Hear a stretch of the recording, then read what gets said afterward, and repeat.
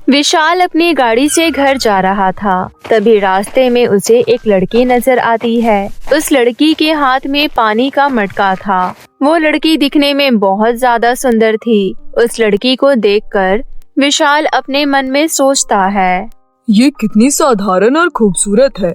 मुझे ऐसी लड़की बहुत अच्छी लगती है। हाथ में पानी का मटका है, लगता है गरीब घर से है। लेकिन कोई बात नहीं, मैं कल फिर यहाँ आऊँगा। विशाल अगले दिन फिर से उसी वक्त वहाँ से गुजरता है। वो लड़की भी वहाँ से गुजर रही थी। विशाल अपने मन में सोचता है, 2 महीने बाद शहर में मेरा बिजनेस शुरू हो जाएगा। अगर मैंने बात करने में देर लगा दी तो शायद ये मुझे कभी ना मिले।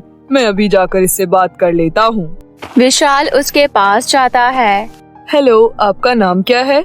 मेरा नाम शिखा है, आप कौन? फिर विशाल उस लड़की को अपने बारे में बताने लगता है।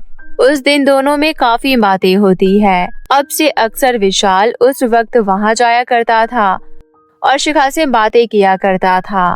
दोनों को एक दूसरे से बात करने में बहुत अच्छा लगता था। एक दिन विशाल शिखा से कहता है, शिखा, मैं तुमसे शादी करना चाहता हूँ। लेकिन विशाल, मैं तुम्हें दोस्त मानती हूँ क्योंकि मैं गरीब हूँ और आप बहुत अच्छे घर के लगते हैं। अगर आपने मेरे से शादी की तो हो सकता है कि आप लोगों का मजाक बन जाए। ऐसा कुछ नहीं होगा। मुझे साधारण लड़कियाँ अच्छी लगती हैं और तुम साधारण हो, इसलिए मैं तुमसे ही शादी करना चाहता हूँ। आज ही मैं मम्मी पापा को तुम्हारे बारे में बता दूंगा और फिर शहर जाने से पहले हम दोनों शादी कर लेंगे। उसी दिन शाम को विशाल अपने मम्मी पापा को शिखा के बारे में बताता है। ये सुनकर विशाल की माँ किरण भड़क जाती है। तुम्हारा दिमाग खराब हो गया है क्या विशाल? कान खोल कर सुन लो, शिखा जैसी गरीब लड़की इस घर की बहू नहीं बनेगी। माँ, वो गरीब है, इसमें उसका क्या कसूर? वो कितनी साधारण और अच्छी लड़की है, ये आपको नजर नहीं आता क्या? ज्यादा जुबान मत चला, तेरे से ज्यादा दुनिया देखी है मैंने। ये बाल मैंने धूप में सफेद नहीं किए हैं। बड़ा आया मेरे सामने बड़ी बड़ी बातें करने वाला। मैं गरीब लड़कियों के रग रग से वाकिफ हूँ। ये तो जानबूझकर अमीर लड़कों को फंसाती हैं। तभी विशाल की बहन अंशिका बोलती है, भैया, मैं उस गरीब लड़की को अपनी भाभी नहीं बनाना चाहती। आप उससे शादी मत करो, वो मेरी भाभी कभी नहीं बन सकती। मेरे दोस्त उसे देखेंगे तो क्या सोचेंगे कि आपको वही मिली गरीब। सब हम पर बहुत हंसेंगे। विशाल चुपचाप वहाँ से चला जाता है। अगले दिन विशाल और शिखा कोर्ट मैरिज करके घर आते हैं। विशाल के साथ शिखा को देखकर किरण का गुस्सा 7वें आसमान पर पहुँच जाता है। खबरदार, जो तूने इस लड़की को लेकर मेरे घर के अंदर एक भी कदम रखा। माँ, आप गुस्सा साइड में रख दो। मैंने शिखा से शादी कर ली है और अब ये इसी घर में रहेगी। तभी विशाल के पापा उसकी माँ से कहते हैं, किरण, अब दोनों ने शादी कर ली है, इसलिए अब कुछ नहीं हो सकता। अंदर आने दो, बाहर लोग देखेंगे तो मजाक बनकर रह जाएगा। अपने पति के कहने पर किरण दोनों को अंदर आने देती है। किरण और उसके बेटी अंशिका वहाँ से चली जाती है। कमरे में जाकर अंशिका किरण से कहती है, माँ, हम दोनों ऐसा चाल चलेंगे कि ये गरीब लड़की ज्यादा दिनों तक हमारे घर टिक नहीं पाएगी। लेकिन कैसे? कुछ तरीका बता। ये जब भी खाना बनाएगी तो हम इसके खाने में ज्यादा नमक और मिर्च डाल देंगे। पापा खाएंगे तो बहुत गुस्सा करेंगे। उसके बाद भैया इसे डांट लगाएंगे और दोनों में लड़ाई होगी। धीरे धीरे ऐसे ही ये लड़की वापस अपने घर चली जाएगी। शादी के कुछ दिनों बाद ही विशाल शहर चला जाता है। उसके जाने के बाद से दोनों माँ बेटी अपना खेल खेलना शुरू कर देती हैं। शिखा पहले दिन घर में हलवा बनाती है। किरण और अंशिका शिखा के किचन से बाहर निकलते ही किचन में जाती है और उसके हलवे में नमक डाल देती है। जैसे ही विशाल के पापा हलवा खाते हैं, वो भड़क जाते हैं। बहू, ये कैसा हलवा बनाया है? हलवे में नमक है, चीनी की जगह नमक डाल दिया है तुमने। नहीं, मैंने तो चीनी डाला था, फिर ये नमक। तो क्या मैं झूठ बोल रहा हूँ? खुद ही खाकर बताओ, चीनी है या नमक। मुझसे बहुत बड़ी गलती हो गई थी कि मैंने अपनी बीवी के खिलाफ होकर तुम्हें घर में आने दिया। ये विशाल कहाँ गया? वो भी तो अपनी बीवी की करतूत देखे। बड़ी बड़ी बातें कर रहा था कि शिखा गरीब है तो क्या हुआ, वो किसी से कम नहीं। असल में क्या है वो तो आज पता चला। गरीबी में पढ़ाई लिखाई तो की नहीं, घर के काम करने भी नहीं सीखे। मैं तो कहती हूँ इसे अभी इसी वक्त इसके घर भेज दो, पता नहीं और हमें क्या क्या खिला देगी। ये सुनकर शिखा रोने लग जाती है और कहती है, नहीं माँ जी, मेरे से गलती हो गई, आगे से मैं ध्यान रखूंगी। अभी अभी घर में आई हूँ, शायद इसलिए चीनी का डब्बा और नमक का डब्बा सही से पहचान नहीं पाई। बहाने मत बनाओ, मैं अच्छे से जानती हूँ तुमने जानबूझकर ये सब किया होगा। अरे शांत हो जा किरण, हो सकता है बहू डब्बा पहचान नहीं पाई होगी, इतनी भी कोई बड़ी बात नहीं है ये, किसी से भी ऐसी गलती हो सकती है, हमें इसे एक मौका और देना चाहिए। अगले दिन जब शिखा सब्जी बना रही होती है तो तभी अंशिका आती है और बोलती है, भाभी मैंने अपने कमरे में गलती से कांच का ग्लास तोड़ दिया है, आप जाकर उठा लो।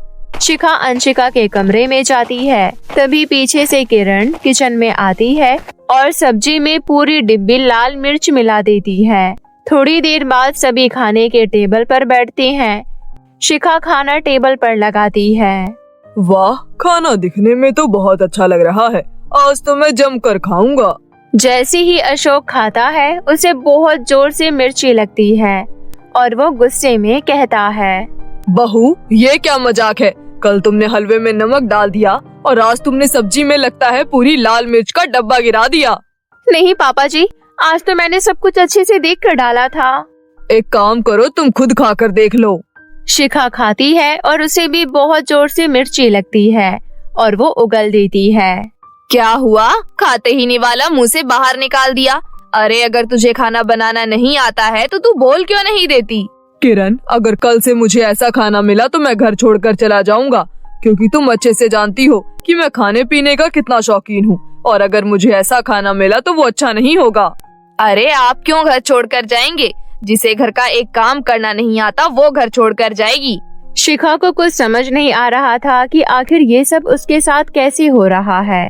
उदास होकर शिखा घर से बाहर जाती है। वो एक शांत सी जगह पर जाती है और वहाँ पेड़ के नीचे बैठ जाती है।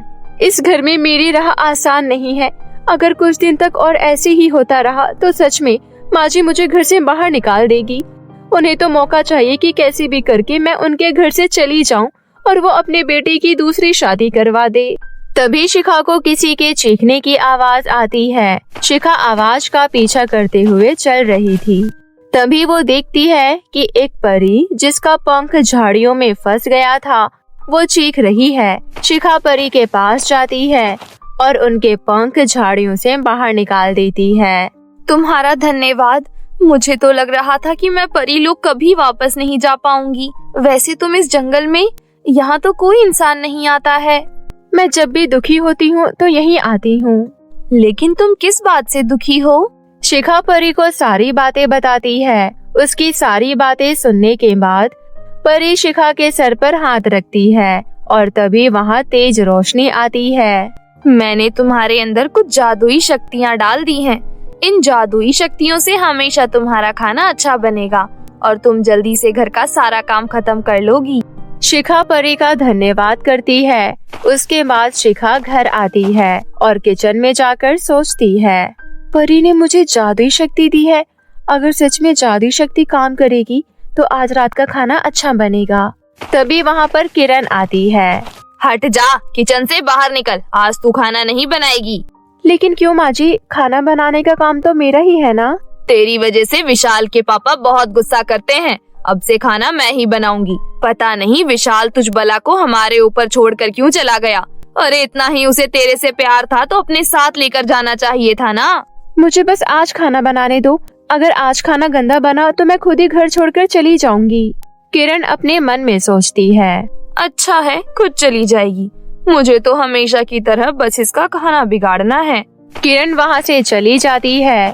थोड़ी देर बाद जब शिखा किचन में होती है तब किरण आती है और दाल में नमक डाल देती है। उसके बाद सब खाना खाते हैं। जैसे ही अशोक खाना खाता है वो बोलता है, अरे वाह बहू, आज तो तुमने बहुत स्वादिष्ट खाना बनाया है। ये सुनकर किरण अपने मन में सोचती है, अरे ये कैसे हो सकता है, मैंने तो आज भी इसके खाने में भर के नमक डाला था। मैं खाकर देखती हूँ। उसके बाद किरण खाती है। अरे इसमें तो ज्यादा नमक का कोई असर ही नहीं हुआ है, लेकिन कोई बात नहीं, मैं फिर भी खाना उगल देती हूँ। उसके बाद किरण खाना मुंह से बाहर निकाल देती है। कितना गंदा खाना बनाया है तूने, नमक भरकर डाला है। अशोक जी, आपको कैसे अच्छा लग सकता है खाना? एक दो बार और खाकर देखिए। अशोक खाने लगता है और उसे खाना बहुत स्वादिष्ट लगता है। अशोक अपना सारा खाना खत्म कर देता है। ये देखकर किरण और अंशिका हैरान रह जाती है। अरे देख क्या रही हो किरण, तुम भी खाओ। नहीं, इसने बहुत गंदा खाना बनाया है। ये सुनकर शिखा अपने मन में सोचती है, पापा जी को तो खाना अच्छा लगा, फिर इन्हें पसंद क्यों नहीं आ रहा? कहीं यही तो मेरा खाना बिगाड़ने का काम नहीं करती थी। वैसे भी ये तो मुझे पता है कि ये मुझे बिल्कुल पसंद नहीं करती है। तभी किरण चीखते हुए बोलती है, तूने आज भी इतना गंदा खाना बनाया है ना, आज तो मैं तुझे पक्का घर से बाहर निकालूंगी। किरण, ये क्या तमाशा लगा रखा है? आज बहू ने बहुत अच्छा खाना बनाया है, तुम उसे घर से निकालने की बात कर रही हो? ऐसा ना हो कि मैं ही तुम्हें घर से बाहर निकाल दूं। अब तो मुझे लग रहा है कि इतने दिन से जो खाना गंदा बन रहा था, कहीं वो तुम्हारा ही किया तो नहीं था। ये सुनकर किरण बहुत डर जाती है और अशोक को सारी बातें बता देती है। माफ कर दीजिए मुझे, अब मैं कभी ये नहीं करूंगी। तुम खुद सोचो, अगर यही काम तुम्हारी बेटी के साथ ससुराल में होता तो पता नहीं क्यों तुम अपनी बहू से इतनी नफरत करती हो। अब मान लो कि ये तुम्हारी बहू है और विशाल इससे बहुत प्यार करता है। माफ कर दीजिए मुझे, अब मैं कभी ये नहीं करूंगी। उस दिन से किरण और अंशिका सुधर जाती है। अब शिखा को अपनी सास का प्यार मिलने लगा था। इस तरह सब कुछ ठीक हो जाता है और शिखा अपने ससुराल में हंसी खुशी जीवन व्यतीत करने लगती है।